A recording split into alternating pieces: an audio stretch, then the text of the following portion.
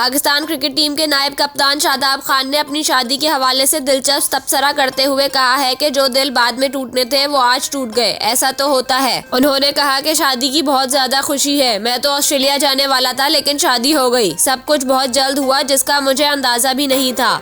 शादाब खान का कहना था कि क्रिकेटर्स ने मिलकर एक साथ शादी का कोई प्लान नहीं बनाया था। सब क्रिकेटर्स की शादी एक साथ होना एक इत्तेफाक है।